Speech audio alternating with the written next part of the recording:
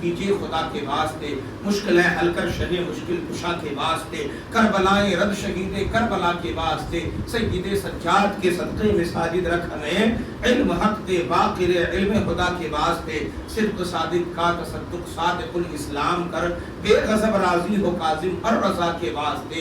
اور ارشاد فرمایا بحر شبلی شیر حق دنیا کے کتوں سے بچا، بحر شبلی شیر حق دنیا کے کتوں سے بچا، ایک کا رکھ عبد واحد بے ریا کے واسطے۔ یہ شبلی کون ہے؟ آج ان کا عرس پاک ہے، یہ ہمارے سلسلہ عالیہ قادریہ کے 12ویں امام ہیں، سلسلہ عالیہ قادریہ کے آپ 12ویں امام ہیں۔ حضرت علامہ مولانا عبد المجتبی رضوی رحمت اللہ تعالی علیہ جواں سال عالم دین تھے، اور یہ سرزمین نیپال کے سندر پور کے رہنے والے تھے، بڑے سچے عاشق رسول۔ انہوں نے یہ کتاب لکھی، عمر زیادہ نہیں تھی، نوجوان عالم دین تھے۔ ظالم وہابیوں نے آپ کو قتل کر دیا، شہید کر دیا۔ بنارس کی سرزمین پر آپ پروگرام سے لوٹ رہے تھے، جنگل کے راستے میں آپ کو شہید کر دیا ان ظالموں نے۔ اللہ تعالیٰ حضرت کے درجات بلند فرمائے، اور ان کے بچوں کے لیے اللہ تعالیٰ غیب سے مولا تعالیٰ اسباب مہیا عطا فرمائے۔ وہ لکھتے ہیں کہ حضرت سیدنا سرکار شیخ ابو بکر شبلی رحمت اللہ تعالی علیہ ان کے بارے میں تحریر فرماتے ہیں، کیونکہ آج ان کی ولادت باسعادت ہے، آج حضرت کا وہ ہے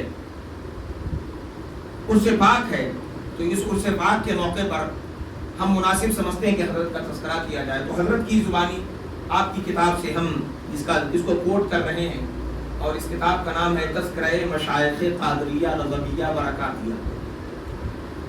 تو انہی مشائخ میں سے ایک جو بزرگ ہیں، بڑے پائے اور عالی بزرگ سلسلہ عالیہ قادریہ کے، فرماتے ہیں آپ کی ولادت باسعادت 247 ہجری 861 عیسوی میں مقام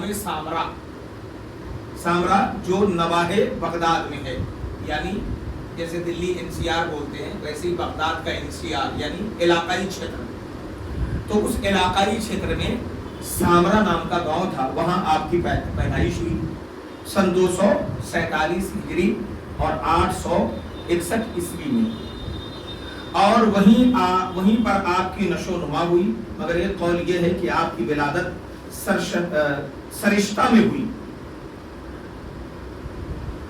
آپ کا نام مبارک اور کنیت، اس بارے میں آپ کا نام نامی اسم گرامی جعفر ہے اور کنیت ابو بکر ہے، اور آپ کے نام کے سلسلے میں ایک قول یہ ہے کہ آپ کا نام اس طرح ہے دلف بن جعفر و دلف بن حجدر، مگر آپ کے مرقد مبارک پر آپ کا نام جعفر بن یونس لکھا ہوا، جعفر بن یونس، اور لقب آپ کا مجدد تھا، حضرت شیخ ابو بکر شبلی رحمت اللہ تعالی علیہ۔ آپ کو شبلی کیوں کہا جاتا ہے؟ آپ کو شبلی اس وجہ سے کہتے ہیں کہ آپ موضع شبلہ یا شبیلہ کے رہنے والے تھے۔ آپ ارشاد فرماتے ہیں کہ میں نے 30 سال تک علم فقہ و علم حدیث پڑھا، یہاں تک کہ علم کا دریا میرے سینے میں مجزن ہو گیا۔ پھر میں معلمان طریقت کی خدمت مبارکہ میں گیا اور ان سے کہا کہ مجھے علم الہی کی تعلیم دو، مگر کوئی شخص بھی نہ جانتا تھا، بلکہ انہوں نے کہا کسی چیز کا نشان کسی چیز سے ملتا ہے لیکن غیب کا کوئی نشان نہیں ہوتا۔ میں اس کی بات سن کر حیران رہ گیا اور کہا کہ آپ لوگ تو خود اندھیری رات میں ہیں اور الحمدللہ خود اندھیری رات میں ہیں اور الحمدللہ کہ میں صبح روشن میں ہوں۔ پھر میں نے حق تعالیٰ کا شکر ادا کیا اور اپنی ولایت کو ایک چور کے سپرد کیا، حتیٰ کہ جو کچھ اس نے میرے ساتھ کیا وہ کیا۔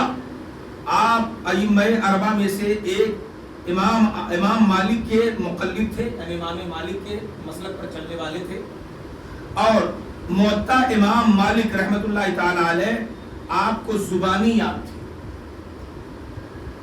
साहिब इल्म हाल, उलूम ज़ाहिरी व बातिनी व हर चीज से आप वाकिफ थे और अल्लाह तबारक व तआला ने आपको बेतहाशा इल्म से नवाजा था।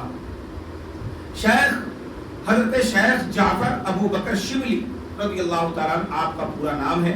आप मुजद्दिद इस्लाम भी हैं और आपने सुन लिया जैसा कि 27 जिलहिज्जा 1434 हिजरी को हजरत इस दुनिया से पर्दा फरमा गए, यानी 955 ईस्वी में, और पैदा कब हुए? 861 ईस्वी में। हजरत सैयदना सरकार शेख जाफर अबू बकर शिबली रहमतुल्लाह ताला अलैह, ये आपका पूरा नाम है। हजरत सैयदना शेख अबू बकर शिबली रहमतुल्लाह ताला अलैह, हजरत खैर नसाज ने आपको सैयदुल ताइफा, आप इल्मे तरीक़त की तलाश में थे कि कहीं से हमें इल्म तरीक़त मिल जाए, क्योंकि इल्म दुनिया, ये जो इल्म है ये अलग है, इल्म ज़ाहिर है शरीयत का इल्म, लेकिन इसको इल्म ज़ाहिर कहते हैं। लेकिन इल्म तरीक़त दरअसल इल्म तसव्वुफ़ है, क्योंकि शरीयत और है, तरीक़त और है, मगर तरीक़त शरीयत के बगैर नहीं है और शरीयत तरीक़त के बगैर नहीं है, ये भी जान लें। अगर कोई पीर है तो उसका आलिम होना जरूरी है, और अगर कोई पीर है और आलिम नहीं है, तरीक़त वाला है, शरीयत पता ही नहीं है, तो वो तरीक़त वाला हो ही नहीं सकता। ये दोनों लाज़मी चीजें हैं। पीर कभी जाहिल नहीं हो सकता और जो जाहिल है वो पीर नहीं हो सकता। आला हज़रत सरकार ने इसका पूरा खुलासा फरमाया। तो हजरत सैयदना शेख अबू बकर शिबली रहमतुल्लाह ताला अलैह अपने पीर मुर्शिद की तलाश में थे, तो हजरत खैर निसाज ने आपको सैयद ताइफा हजरत जुनैद बगदादी रज़ी अल्लाह ताला अन्हु के पास भेज दिया। आप वहां हाजिर हुए तो फरमाया कि आशनाई दोस्त के गौहर का निशान आपके पास मिलता है, या तो आप मुझे बख्श दें या फरोख्त फरमाएं। हजरत जुनैद बगदादी रज़ी अल्लाह ताला ने इरशाद फरमाया कि अगर मैं उसे फरोख्त कर दूं तो हरगिज़ उसकी कीमत अदा नहीं कर सकूंगी, और अगर बख्श दूं तो तुमको मुफ्त माल की कुछ कदर व कीमत न मिलेगी और तुम उसकी कदर भी नहीं कर पाओगे, और तुम खामखा उसे ज़ाये कर दोगे। हाँ, ये हो सकता है कि जवां मर्दों की तरह अपने सर को कदम बनाओ और इस दरिया में कूद पड़ो, यानी दरियाए तसव्वुफ, क्योंकि तसव्वुफ का जो दरिया है वो इंसान दुनिया माफिया सबसे बेगाना हो जाता है। उसे नजर आता है तो जलवे खुदा या जलवे मुस्तफा, बाकी दूसरा कोई सोचता ही नहीं, बस वो अल्लाह और अल्लाह के रसूल की जात में गर्क हो जाता। तो फरमाया इस दरिया में कूद पड़ो, यहाँ तक कि सब्र और इंतजार करो कि वो गौहर तुम्हारे हाथ आए। तो आपने फरमाया कि अब आप ही इरशाद फरमाएं कि मुझे क्या करना है। हजरत जुनैद बगदादी रज़ी अल्लाह ताला ने इरशाद फरमाया कि 1 साल तक गंधक फरोशी करो। बस आपने ऐसा ही किया कि जब 1 साल हो गया तो फिर फरमाया कि जाओ 1 साल तक गिरी करो, वो भी इसी तरह कि किसी शय के साथ मशगूल न हो।